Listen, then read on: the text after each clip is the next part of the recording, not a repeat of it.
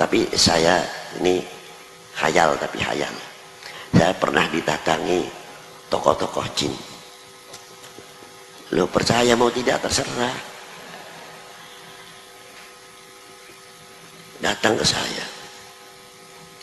Rombongan, saya tak lihat, waduh kakinya lain. Assalamualaikum, waalaikumsalam. Ahlan wa sahlan, mari. Saya tanya, ini yai-yai dari mana nih?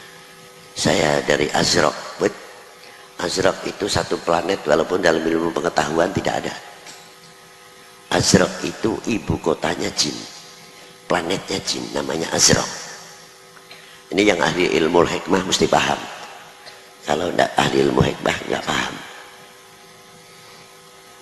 Nah, dia berdatangan ke tempat saya. Lalu saya tanya, kok hebat betul jauh-jauh ke sini, ada apa ini yai-yai? Bukan begitu, Bib. Saya mau minta ijazah. Loh, kenapa ijazah? Padahal kalian ini godang-godangnya ilmu kok. Jin itu sama dengan manusia, yang jadi wali kutub juga ada, pembesarnya aulia juga ada, yang setiap hari itu tidak pernah lepas ketemu dengan Rasulullah dalam yaqdotan au manaman. Di dalam kitab Tafakkur wal I'tibar As-Salat ala Nabil Mukhtar, ta'lif Syekh Ahmad bin Thabit Al-Hasani. Di situ jelas sekali keterangannya, gamblang. Jadi auliyanya itu besar-besar. Ketika kita mengucapkan Allahumma ghafir umat Sayyidina Muhammad, termasuk jin-jin yang mukmin terbawa. Allahumma ghafir mu'minin wal mu'minat wal muslimin wal muslimat, itu bukan untuk manusia saja. Jin pun mendapat doa dari kita, dan jin pun juga mendoakan doa kita. Cuma karena mereka tidak mempunyai gravitasi bumi, daya tarik bumi, selalu kasar. Kalau memegang sesuatu mesti harus keras. Itu watak jin. Karena apa? Tidak bisa kalau dia pegang langsung, harus nekan. Lalu saya tanya, untuk apa ayat kursi? Ya sudah biasa dibaca. Tidak begitu, Beb. Di tempat saya itu banyak jin-jin kesurupan manusia.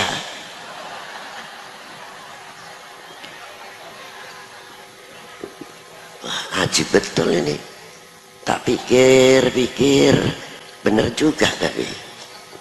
Lo benernya ini kritikan, tapi kita dibikin KO sama dia. Gimana? Di sini ada nangis, anak nangis sedikit malam, kesurupan. Madrasah rame pingsan, kesurupan. Mana sih jin yang tidak jadi sasaran? Sedikit-sedikit jin, sedikit-sedikit jin. Rupanya jinnya ingin balas rupanya. Di tempat kita banyak kesurupan manusia. Saya jawab saja sudah, tidak usah pakai ijazah, Yai. Jawabannya simpel saja, kosong-kosong sama-sama.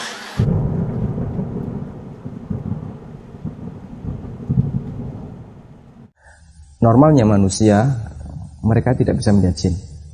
Dan itu karakter yang Allah Subhanahu wa Ta'ala berikan bagi manusia. Sebagaimana yang Allah nyatakan dalam Al-Quran, tepatnya di surat Al-A'raf, Allah Subhanahu wa Ta'ala berfirman, innahu yarakum huwa wa qabiluhu min haitsu la tarawnahum inna ja'alna syayatina awliya'a lilladzina la yu'minun. Sesungguhnya dia, yaitu iblis, yarakum, bisa melihat kalian para manusia.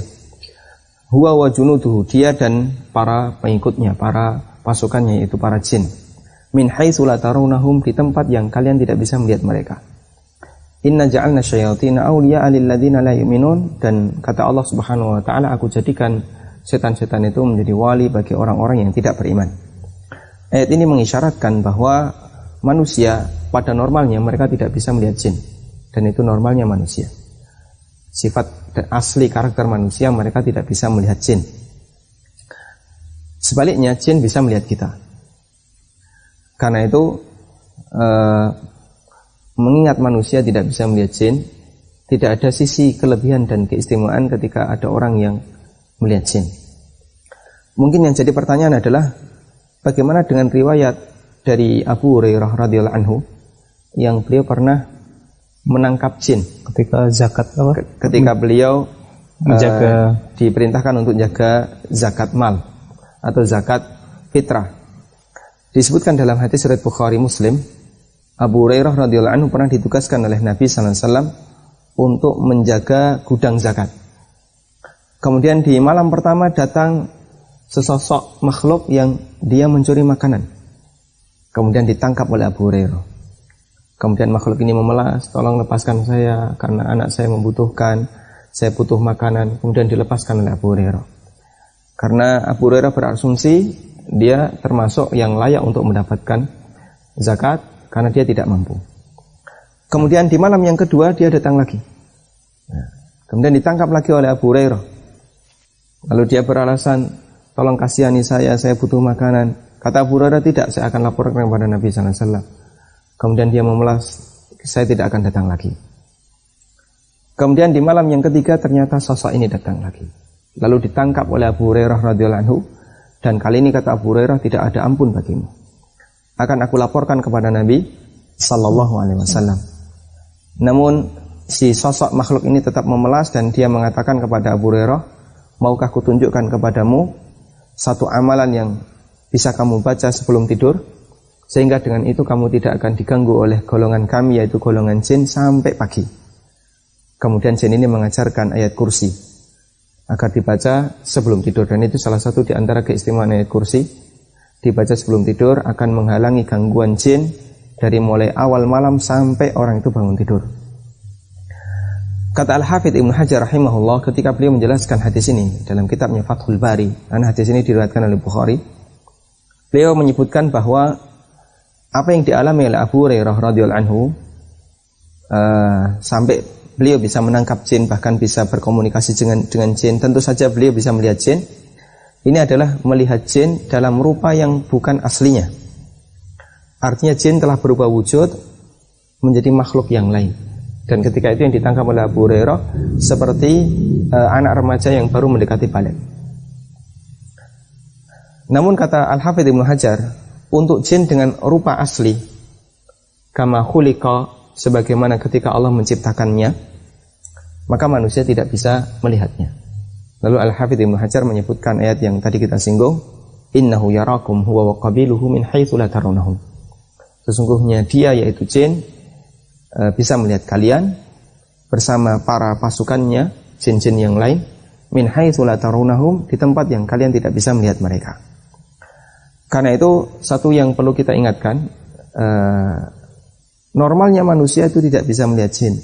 Kalaupun ada manusia yang bisa melihat jin, maka yang terjadi bukan karena kesaktian orang ini, tapi jin yang menampakkan diri kepada orang ini.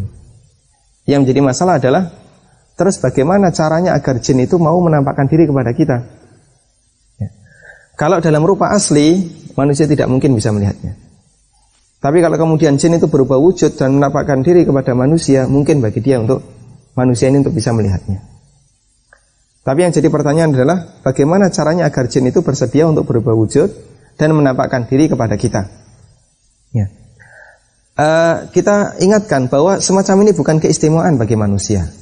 Ini bukan karomah, ini juga bukan tanda ketakwaan, ini bukan satu keistimewaan, sehingga bukanlah satu prestasi yang membanggakan ketika orang itu bisa melihat jin. Karena jin yang menampakkan diri kepadanya bukan kemampuan dia bisa melihat jin. Manusia tidak bisa memiliki kemampuan untuk melihat jin. Tapi orang-orang itu berprasangka itu. Tapi jin yang menampakkan diri. Cuman kemudian anggapan masyarakat, wah dia sakti, orang pintar. Ya. Orang pintar karena dia bisa melihat jin. Padahal hakikatnya tidak bisa. Kata para ulama di sana ada dua kemungkinan, bahwa jin bersedia untuk menampakkan diri kepada manusia. Kemungkinan yang pertama adalah atas permintaan manusia itu. Misalnya dengan cara dia mencari jin di gua atau apa, dengan cara bertapa, yang semuanya adalah persembahan kepada jin. Diawali dengan persembahan kepada jin, akhirnya jin mau memberikan layanan kepadanya, dan itu kesyirikan. Atau kemungkinan yang kedua, ada jin yang dia saking cintanya kepada manusia, kemudian dia terkadang menampakkan dirinya kepada orang itu tanpa ada unsur keinginan dan usaha dari orang tersebut. Seperti yang dialami oleh anak kecil. Kadang anak kecil melihat jin, atau dia melihat makhluk yang tidak dilihat oleh orang lain. Orang menyebutnya ini anak indigo, punya indera keenam, padahal hakikatnya tidak. Kita tidak memiliki indera lebih dari 5. Semua manusia sama. Cuman kenapa anak ini dia bisa melihat sesuatu yang gaib? Jawabannya adalah karena ada jin yang menampakkan diri kepadanya. Meskipun si anak ini tidak ada usaha sama sekali untuk bertemu dengan jin, tapi ada jin yang suka dengan dirinya, kemudian menampakkan diri kepada dirinya. Maka kita nasihatkan kepada penanya, kita tidak perlu punya keinginan untuk bisa melihat jin. Tidak ada sisi istimewanya. Justru di antara nikmat yang besar yang Allah Subhanahu wa taala berikan kepada kita adalah ketika kita tidak bisa melihat jin. Kalau kita bisa melihat jin, nanti kita akan sering melihat sesuatu yang menakutkan bagi diri kita. Karena di antara wajah yang buruk untuk dilihat adalah wajahnya jin. Allah Subhanahu wa taala menyebutkan dalam Al-Qur'an, di antara bentuk ngerinya neraka, di situ ada pohon zakum. Allah sebut ka'annaha ru'usus syayatin. Pohon zakum itu seperti kepala setan. Artinya sesuatu yang nggak nyaman untuk dilihat, menakutkan. Dan itu nikmat dari Allah Subhanahu wa taala ketika kita tidak bisa melihat jin. Maka jangan sampai ada keinginan, wah gimana caranya bisa melihat jin? Tidak ada sisi istimewanya. Justru nanti malah semakin membuat hidup kita nggak nyaman. Menghadap ke kanan ada wajah seram, menghadap ke kiri ada wajah seram, nanti ke depan ke belakang semuanya penuh dengan wajah seram. Bagaimana bisa merasakan hidup normal, hidup yang nyaman? Tapi alhamdulillah Allah Subhanahu wa taala membuat kita tidak bisa melihat jin, sehingga kita bisa hidup lebih nyaman. Kita bisa melihat benda-benda yang tidak menakutkan bagi kita.